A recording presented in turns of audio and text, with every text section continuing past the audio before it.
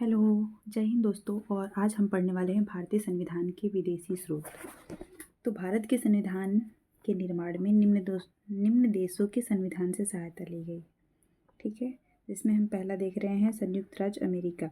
मौलिक अधिकार, न्यायिक पुनरावलोकन, ये सारे बहुत इंपॉर्टेंट है क्योंकि क्वेश्चन डायरेक्ट आता है एग्जाम में इससे। तो मौलिक अधिकार, न्यायिक पुनरावलोकन, संविधान की सर्वोच्चता, न्यायपालिका की स्वतंत्रता, निर्वाचित राष्ट्रपति एवं उस पर महाभियोग।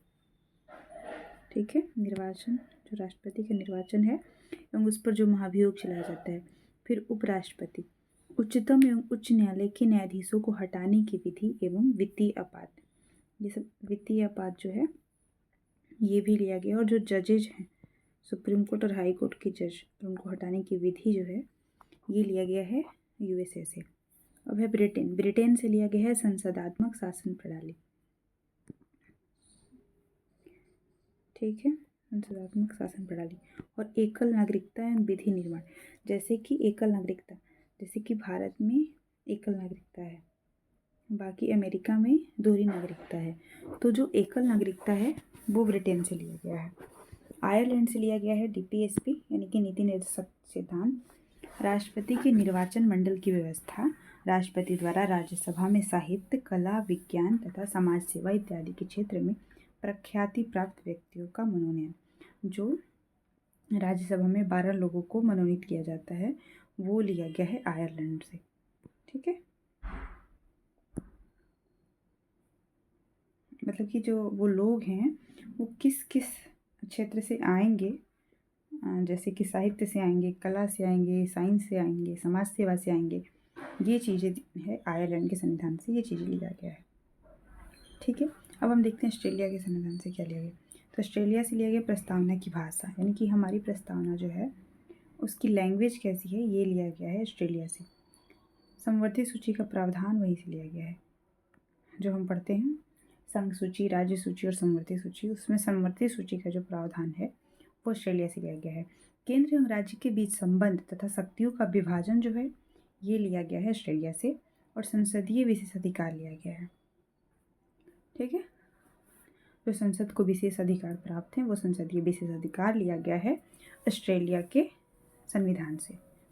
अब देखते हैं जर्मनी में क्या है। आपातकाल के प्रवर्तन के दौरान राष्ट्रपति को मौलिक अधिकार संबंधी शक्तियाँ, जो हम लोग पढ़ते हैं, इसको हम ऐसे भी याद कर सकते हैं कि हिटलर जर्मनी से था और जो आपातकाल के टाइम ये सब चीज़ें जो हमारे फंडामेंटल राइट को रोक दिया जाता है, उसको मिनिमाइज कर दिया जाता है, तो ये भी एक तानाशाही टाइप का ही दिखाता है। तो हम ऐसे याद कर सकते हैं कि जैसे हिटलर तानाशाह था तो जर्मनी का था, तो वैसे ही जो ये इमरजेंसी लगता है, इमरजेंसी कहाँ लगेगा, जहाँ तानाशाह रहेगा, जहाँ, उस हिसाब से हम जर्मनी याद कर सकते हैं।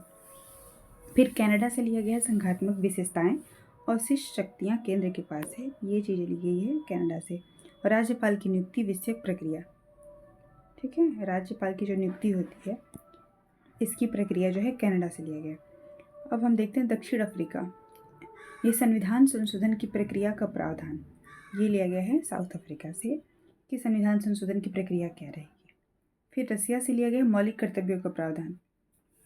ठीक है, मौलिक कर्तव्य हमारे संविधान में नहीं थे, तो ये 42वां संविधान संशोधन के बाद हुआ है, तो रसिया से मौलिक कर्तव्य लिया गया। ठीक है, जापान से लिया गया विधि द्वारा स्थापित प्रक्रिया। जो विधि द्वारा स्थापित प्रक्रिया है वो जापान से लिया गया। इसमें लिखा नहीं है। फ्रांस से भी लिया गया है गणतंत्रात्मक प्रस्तावना में स्वतंत्रता, समता और बंधुता के आदर्श, ये फ्रांस से लिए गए हैं। अब फिर से मैं बोल देती हूँ, फ्रांस से हम लोग लिए हैं गणतंत्रात्मक प्रस्तावना में स्वतंत्रता, समता और बंधुता के आदर्श। ठीक है, नोट क्या है, भारतीय संविधान के अनेक देशी और विदेशी स्रोत हैं, लेकिन भारतीय संविधान पर सबसे अधिक प्रभाव जो है भारत शासन अधिनियम 1935 का है। भारतीय संविधान के 395 अनुच्छेदों में से लगभग 250 अनुच्छेद ऐसे हैं जो 1935 ईस्वी के अधिनियम से या तो शब्दशः ले लिए गए हैं या उनमें बहुत थोड़ा परिवर्तन के साथ लिया गया है। तो आज ये चैप्टर बहुत छोटा था, तो हम इसके साथ अगला चैप्टर भी पढ़ लेते हैं।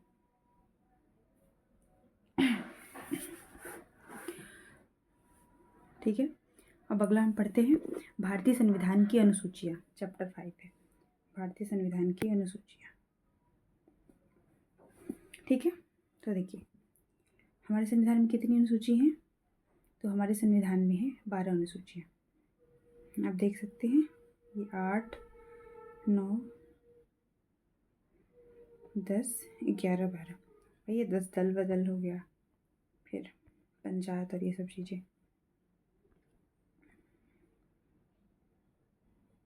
देखिए प्रथम अनुसूची इसमें क्या है कि इसमें भारतीय संघ के घटक राज्य जो 28 राज्य हैं और संघ शासित क्षेत्र हैं उनका उल्लेख है। तो मेनली सिंपली हम याद करते हैं, जैसे पहले आर्टिकल में भी हम याद करते हैं यही सब कि हम भारत के लोग, नहीं सॉरी,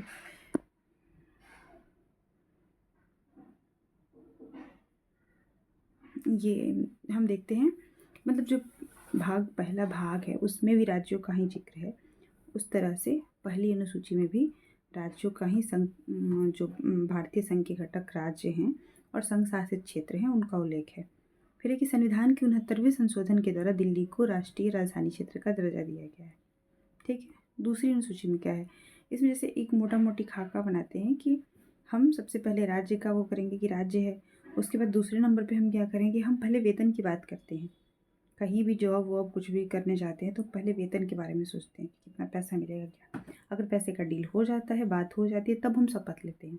तो हम ऐसे याद कर सकते हैं कि द्वितीय अनुसूची में क्या है, तो इसमें भारतीय राज व्यवस्था के विभिन्न पदाधिकारियों जैसे राष्ट्रपति, राज्यपाल, लोकसभा के अध्यक्ष, उपाध्यक्ष, राज्यसभा के सभापति, उपसभापति, विधानसभा के अध्यक्ष, उपाध्यक्ष, विधान परिषद के सभापति, उपसभापति, उच्चतम न्यायालय और उच्च न्यायालय के न्यायाधीश और भारत के नियंत्रक, महालेखा परीक्षक,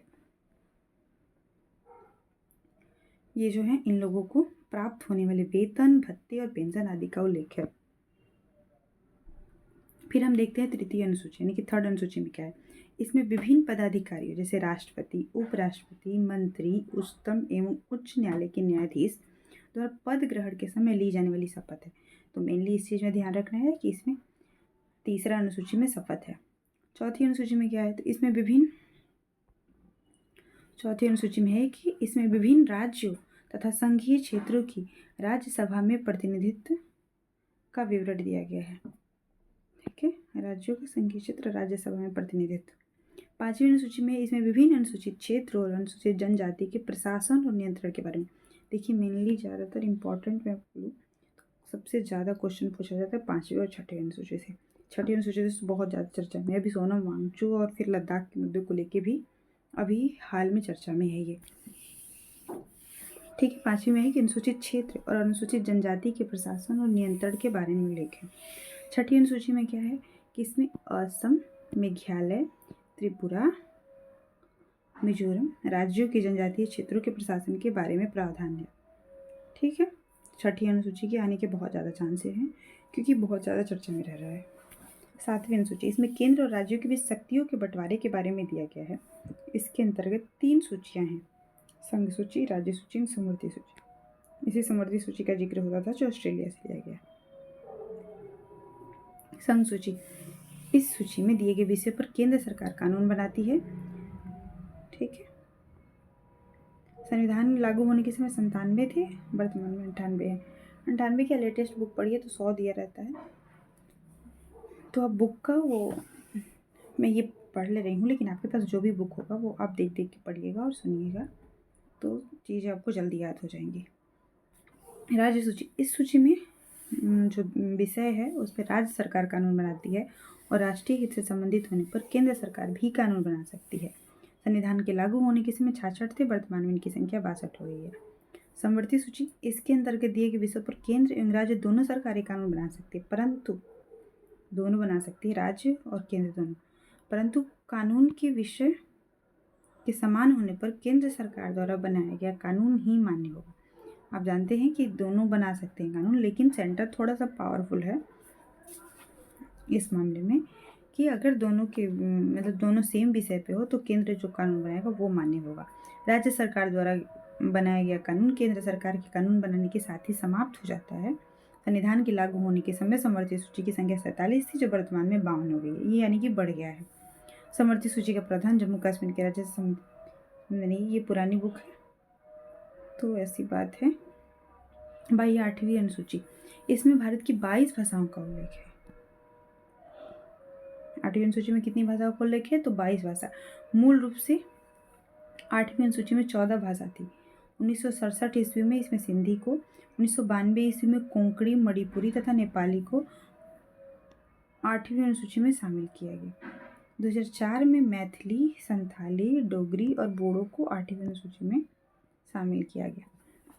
ठीक है। 9वीं अनुसूची, संविधान भी अनुसूची प्रथम संविधान संशोधन अधिनियम 1951 के द्वारा जोड़ी गई। इसके अंतर्गत राज्य द्वारा संपत्ति के अधिग्रहण की विधियों का उल्लेख किया गया है। इस अनुसूची में सम्मिलित विषयों को न्यायालय में चुनौती नहीं दी जा सकती। ठीक है, यही मेन बात है कि नहीं दी जा सकती। वर्तमान में इनकी संख्या 284 है।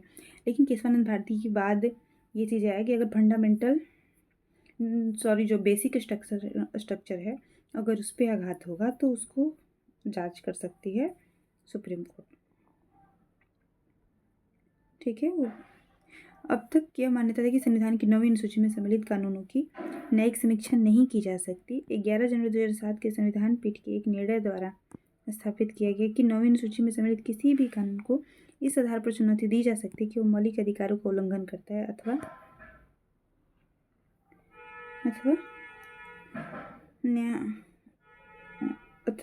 उच्चतम न्यायालय इन कानूनों की समीक्षा कर सकता है।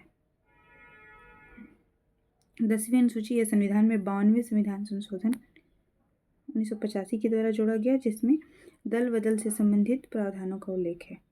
11वीं अनुसूची, यह अनुसूची संविधान में 73वें संविधान संशोधन के द्वारा जोड़ी गई। इसमें पंचायती राज संस्थाओं को कार्य करने के लिए 29 विषय प्रदान किए गए।